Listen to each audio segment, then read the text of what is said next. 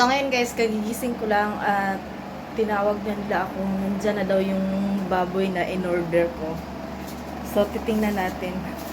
Kakatahin ko naman ngayong araw na to. So, pang New Year natin guys. Asa man? Asa? Ano? Pabultos sa... Ha? Di pabultos tagiya, di masugot ang tagiya o pa kilo niya, no? Gino siya. Nga naman. Pero pala ito. Ayan guys. Anak ni Karen yan.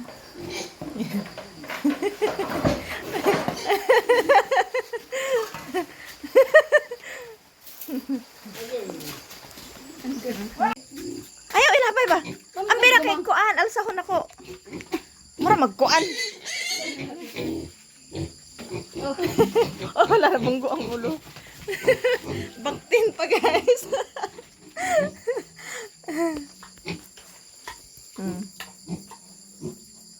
Dik.